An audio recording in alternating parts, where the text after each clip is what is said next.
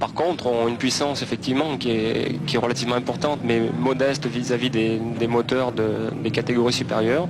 Et il faut être très propre, faire le moins de glisse possible, de manière à remonter le plus vite possible dans la ligne droite. Voilà, on arrive très près du départ. On a vu l'agilité de ces voitures. Quand les pilotes d'Aigremont et de Rhodes ont fait ces essais de démarrage, ils se sont arrêtés un petit peu avant leur emplacement. Ils ont mis la première, ils ont mis les chevaux et hop, ils sont partis pour chauffer à la fois les pneus et puis pour tâter un peu du bout des pneus l'adhérence de la piste, c'est ça? Voilà, ça permet de sensibiliser à l'embrayage et de chauffer les pneus arrière pour avoir une très bonne motricité au départ.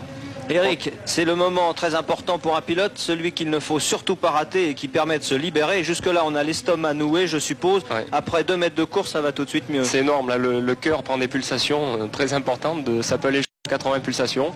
Et effectivement, après, voilà, le moment libérateur, alors qu'un pilote a marqué un petit temps d'arrêt, c'est fort. Jean-Marc Gounon a raté son départ, c'est pas dans ses habitudes. Voilà, alors ça risque de créer un petit embouteillage, voilà, dans ce premier triple gauche. De Rhodes dont on parlait tout à l'heure, effectivement, qui a pris un excellent départ, il était en première ligne et sur un circuit comme celui-ci, il est très important d'être le mieux placé.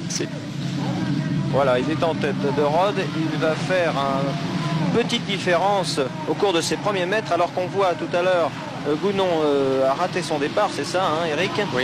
Et là, il essaye de rattraper le temps perdu dans ce virage à droite. En 8e position actuellement. Voilà. Et Ludovic Faure est second. Je crois que c'est les 2 débutants du championnat, de Rhodes et Faure, qui sont dans les 2 premières positions. Ce qui montre bien que le but est réussi de cette formule de promotion. C'est des pilotes qui seront sûrement en passe de devenir champion de France l'année prochaine.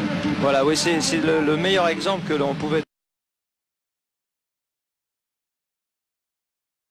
qui apprennent les circuits, qui apprennent ce qu'est la conduite de place, la conduite en peloton, et on les voit déjà aux avant-postes, mais ça veut dire on est en fin de saison, ils ont déjà beaucoup assimilé, ce sont des gens qui ont l'habitude de la compétition.